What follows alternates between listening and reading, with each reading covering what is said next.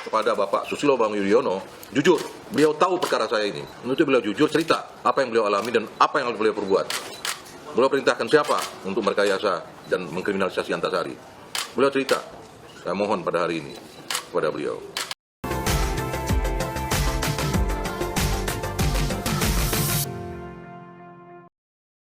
Hai guys, Assalamualaikum warahmatullahi wabarakatuh. Salam sejahtera untuk kita semua. Kecurangan SBY pada pemilu 2009. Artikel oleh Anton Dehan Nugrahanto. Baru-baru ini Sekjen PD Perjuangan Hasto Kristianto mengeluarkan pernyataan bahwa pemimpin yang menang di survei belum tentu baik secara kebijakan politik, dan ia mengambil contoh SBY yang pada jelang pemilu 2009 ini sangat tinggi hasil surveinya, tetapi setelah menjabat nothing to do alias tidak ada yang dilakukan. Hasto pun membandingkan prestasi Jokowi dengan hasil yang dibuat oleh SBY di masa SBY guys. Hasto mencontohkan keberhasilan Jokowi mengatasi pandemi COVID-19 dan dibandingkan dengan cara-cara SBY dalam mengatasi persoalan yang dinilai lamban. Ukuran-ukuran yang disampaikan Hasto pun bahkan sampai pada undangan kerana akademik dan para akademisi yang dipersilakan melakukan kajian-kajian atas perbandingan antara Jokowi dan SBY lewat skripsi, disertasi, ataupun juga tulisan ilmiah lainnya dengan referensi data dan daya olah akademik. Maka masyarakat akan diajak secara ilmiah membandingkan antara Jokowi dan SBY, di mana anak buah SBY ini kerap sekali mengata-ngatai Jokowi dan tentu saja mendewa-dewakan zaman SBY guys. Lalu apakah klaim anak buah SBY yang benar atau tudingan Hasto yang benar? Tapi di balik tudingan Hasto itu sesungguhnya ada hal bahaya yang dilakukan SBY, dan itu seharusnya menjadi pelajaran konstitusional dalam penyelenggaraan demokrasi. Hal yang membahayakan itu adalah tudingan kecurangan pemilu 2009. Urutan kejahatan SBY terhadap pemilu 2009 seperti sistematis dan terukur, dimulai dari kasus pembobolan Bank Senturi yang hasil telepannya digunakan sebagai logistik pemilu 2009, kemudian menghajar Antasari, lalu kemudian melakukan tebusan-tebusan politik ke KPK dengan menempatkan orang-orang SBY di jajaran teras KPK seperti Bambang Wijoyanto, Bussro Mukodas, dan Abraham Samad. Nah, dibungkamnya Antasari lewat kriminalisasi KPK ternyata juga punya tujuan untuk mengamankan jalannya kecurangan pemilu 2009 yang juga mengiming-imingi pengurus KPU dijanjikan jabatan tinggi di partai. Juga mengamankan pembobolan Bank Senturi guys. SBY pun juga seperti diulas analis politik dari Australia, Marcus Mitzner, menggunakan politik bantuan sosial atau bansos untuk penyaluran logistik kemenangan pemilu yang dilakukan dengan cara curang, melakukan manipulasi data DPT demi kepentingan pemilu 2009. Apa yang dilakukan SBY membuat Partai Demokrat saat itu mendapatkan hasil yang tidak wajar guys, yaitu lonjakan suara sebesar 156,69% hanya dalam 5 tahun dan kemudian menyusut kembali pada tahun 2014. Kecurangan pemilu SBY 2009 dilakukan dengan cara lizik dan juga sistematis. Di lapangan logistik, ia sudah menyiapkan dana yang diambil dari pembobolan bank dan juga bansos yang bersumber dari anggaran negara. Di sektor hukum, ia pun juga mengkriminalisasi ketua KPK dan menyingkirkannya, lalu menempatkan orang-orangnya agar kasus Bank Senturi bila meledak posisinya akan aman, lalu menggunakan orang-orang di dalam KPU yang dijanjikan jabatan penting sebagai petinggi partai menjalankan kecurangan yang ditujukan untuk kemenangan Partai Demokrat di tahun 2009. Apa yang dilakukan SBY di tahun 2009 sudah menjadi rahasia umum guys.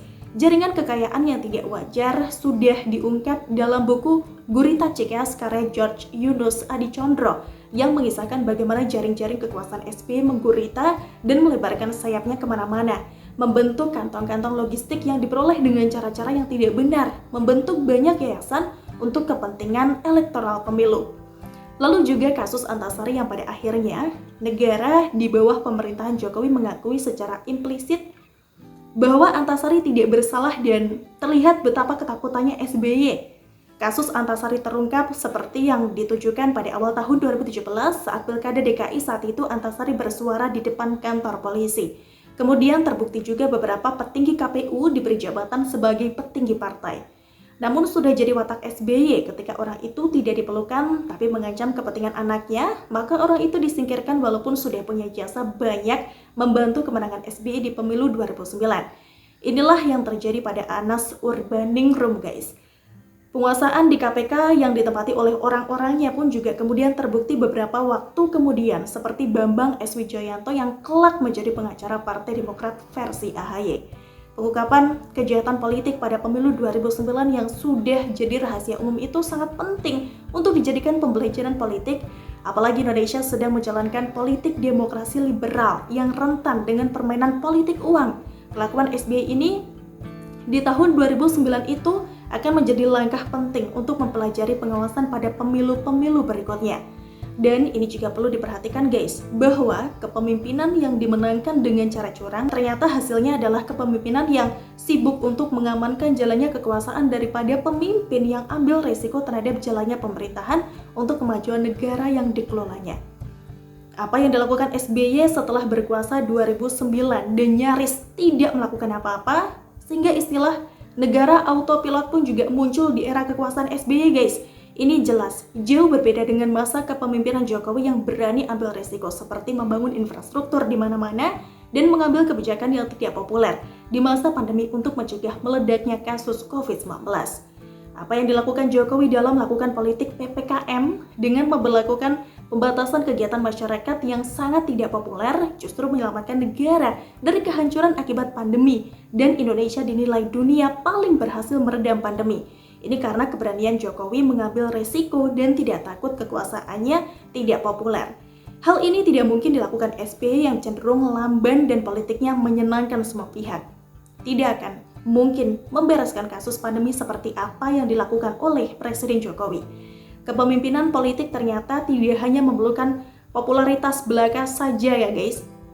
Tapi ini jauh yang lebih penting, keberanian mengambil tanggung jawab dan bersikap atas konsekuensi-konsekuensi yang tidak populer atas jalannya kekuasaan untuk kemajuan negara, dan itu ternyata tidak bisa didapatkan dari cara mendapatkan hasil dengan kecurangan.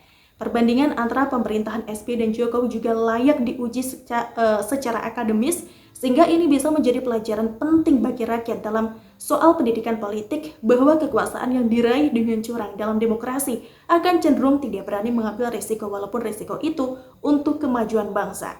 Apa yang digagas oleh Hasto dengan membawa ke ranah akademis terhadap kualifikasi pemimpin nasional, baik dalam proses menjadi pemimpin, keputusan yang diambil, dan tanggung jawab pemimpin sangat penting, tidak hanya sebagai pendidikan politik. Bagi para relawan yang tidak mau bekerja keras mendidik pemimpin, lalu tiba-tiba menjadi pahlawan dengan mencalonkan sosok yang di kader partai politik, lalu bergerak mendahului parpol tanpa melihat tahapan-tahapan pemilu yang sistemik, sebaiknya juga belajar dari kegagalan SBY ini, bahwa popularitas tidak berbanding lurus dengan kinerja. Karena itulah terkait siapa yang akan menjadi presiden dan juga wapres ke depan, sebaiknya semua pihak mencermati dengan sabar, dengan tenang, dan juga menilai keseluruhan rekam jejak pemimpin tersebut. Jangan sampai 10 tahun dengan minimal prestasi terjadi kembali.